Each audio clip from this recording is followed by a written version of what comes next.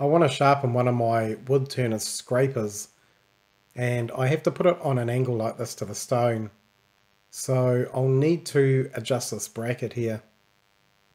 Now this thumb screw on the left allows you to slide the bracket in and out, but you can't change the angle. Let's take it off and have a look. There's another slot in here, maybe it can fit in there. That doesn't even line up, and that bracket touches the center of the grinder. No, it looks like that additional slot is just for decoration. What do you think? What a hunk of junk. Welcome back. Here I have a relatively new AEG 200mm or 8-inch grinder, and I've set up this left hand side for sharpening my lathe tools. I have a CBM wheel and the sharpening jig bolted to the table here. Now I want to utilise this other wheel on the right hand side here, the stone wheel, and I'll be using that to sharpen wood chisels and other things like the scrapers that I use for my wood lathe. Now I don't know what they are thinking sometimes when they design these things, but you saw in the intro that with this grinder the tool rest can hardly do anything. You can slide it in and out a little bit, but there's no way to tilt it and no way to change the height. So in this video we're going to make a tool rest for the grinder here, and I have something in mind which I saw on the Maddie's Workshop YouTube channel. Maddie had built one of these about 3 years ago or so. This design will be made in 3 parts. The first part will bolt on to the wheel cover and the cowling. I have a bolt hole and a guide pin on the left hand side, and there's also a stud with a nut on the right hand side that I can attach to. So I'll use 2 bits of plate, one on each side, and they will be joined by a piece of round stock with a hole in the middle, which will act as a hinge and also a way of the mechanism being able to be slid up and down for height adjustments. The second part of the build are the rails that go vertical, and they are bolted on through that hinge I just mentioned. And at the top of those rails we have the third part, which is the table itself, and that table will be able to tilt so that you can change the angle that you want to grind. I'm going to start with the part that gets mounted to the grinder, so let's get into it. This is 50mm by 5mm thick flat bar, and I need to cut off 2 pieces here. The long piece is for the left hand side and the short pieces for the right hand side.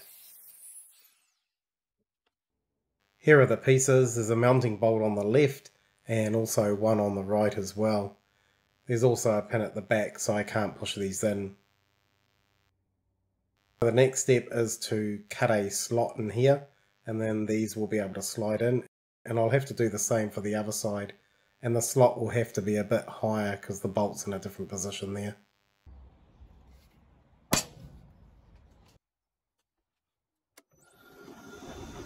I'm drilling this out for 8mm because that's the size of the mounting bolt.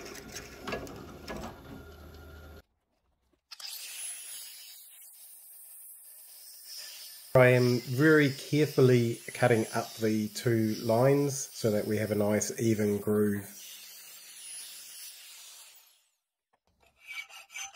Yeah, I know, I could have done it in the mill, but this is an open end and I didn't want the part getting squashed together while I'm milling it.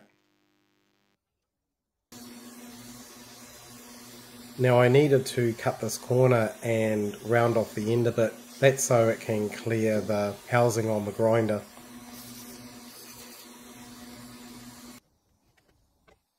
The part just fits in there like that, and that works great. Now I've got to do the same for the other side. And to save you of all that boredom, I've done that off camera, and that fits on there like that. Next step is to make a piece that goes in the centre here. This is 20mm round bar. I clean up the end and also clean up the surface here.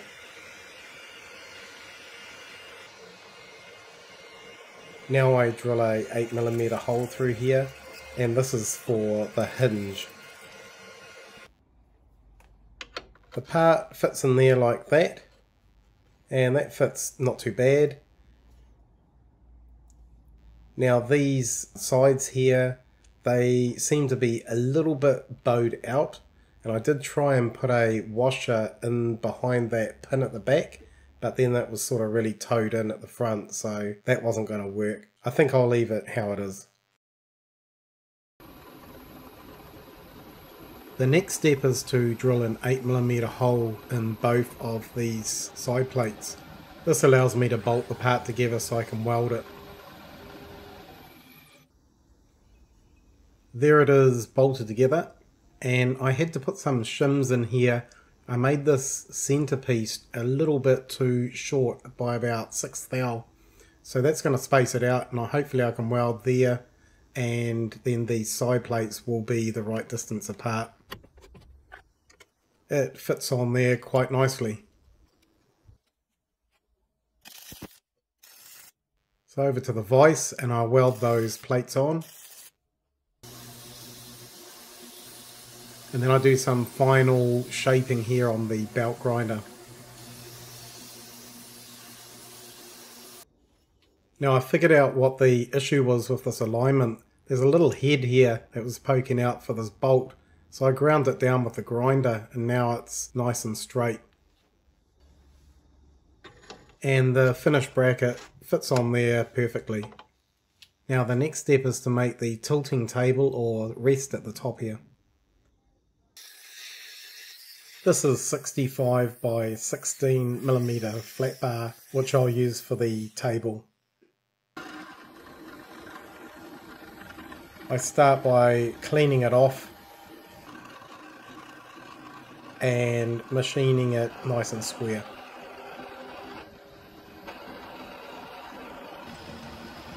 The next step is to mill a slot in the middle of the table, and this is for a bar that will fit in here so I can weld it in properly. I test the bar in there and that works great.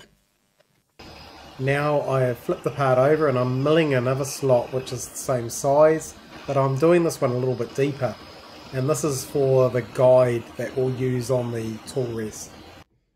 The tool rest or platform is done. There's just a short piece of this bar that will need to be welded in here. But before I do that, I want to work on the size using this piece of steel, which is 30mm wide and 5mm thick. And that'll be for the side rails. I cut off 2 pieces at 100mm long. This is a quick mock-up of how it's going to go. So this piece will be welded in here, both sides, and then these rails will be on the side. There will be a bolt going through holding all that together, and that platform should be able to tilt. Now this piece is a little bit long, so I'm going to cut a piece off, and I'll be able to use that for the other side in the channel here. I cut off about 8mm, and I'll have to tidy that up in the mill later on. Now I work on the rails, and I tack these together so that I can drill the holes and mill the slots so they're exactly the same. I'll take these welds off later.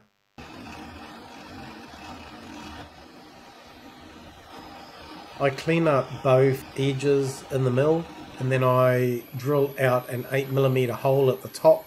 That's for the table to pivot on. And then I mill out a 8mm slot, and that's so that we can adjust the height. I check the bolt in there, and that works great. This is a radius jig that I built for my belt grinder. It works great.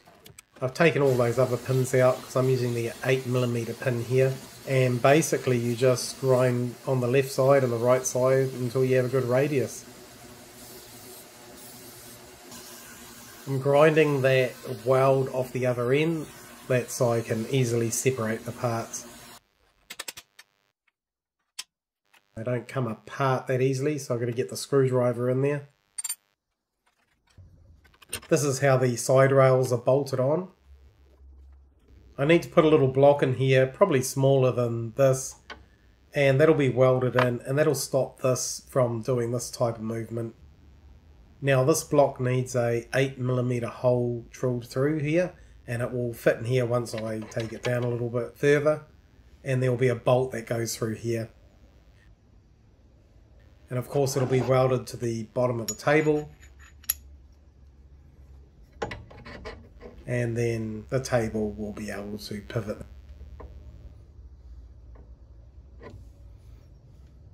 I'm going to start on this piece next. I've marked out where I want to drill this hole. It is off center and I need to dial it in the 4-jaw chuck. So I first center punch it. And then I go over to the drill press. I make sure it's lined up straight up and down, and then I drill it with a centering bit. Now I can use the dead center in that hole to dial it in. I've already drilled a pilot hole, and this is a 8mm hole for the bolt to go through.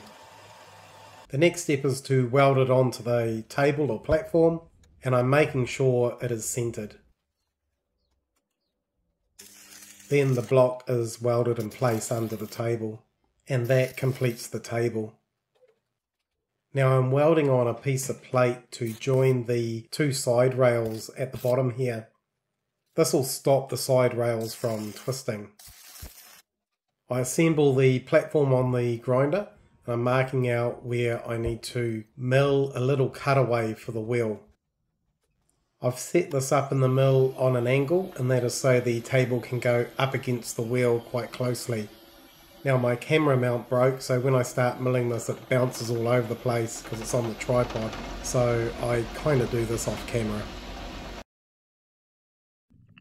The platform is pretty much done, so I'm going to test it out on my wood turning scraper.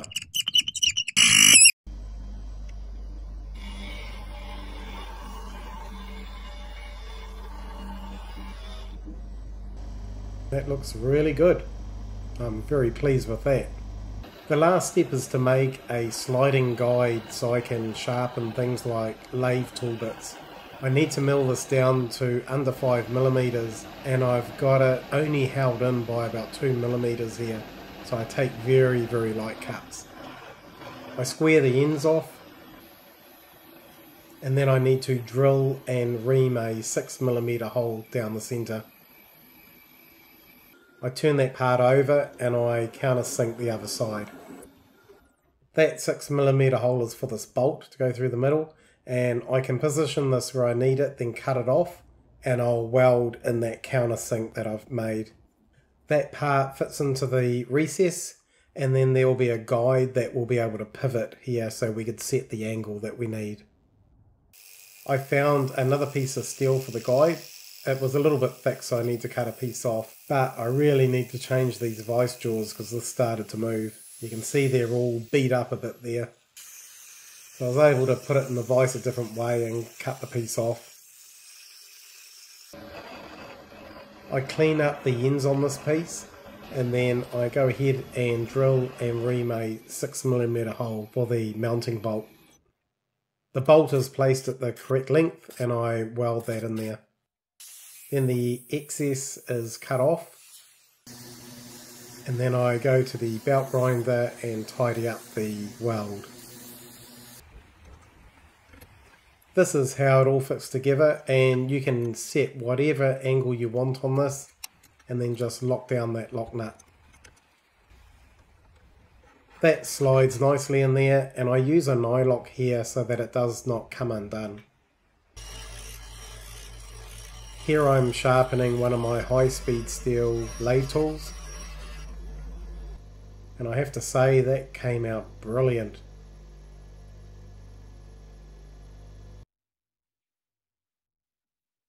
All of the parts are complete.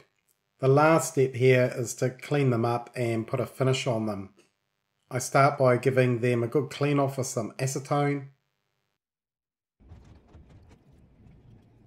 And then I use this Birchwood Perma Blue to blue these metal parts.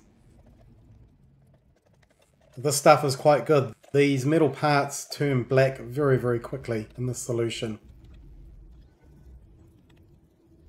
Once the parts have been blued, they're put into a bucket of water to neutralize the chemical reaction and stop the bluing process. The parts are thoroughly dried off and then they are thoroughly oiled. This provides some additional protection. Here is the final assembly. The base brackets bolted on, then the side plates are bolted on, and lastly the table or platform is bolted on to the top of the side plates.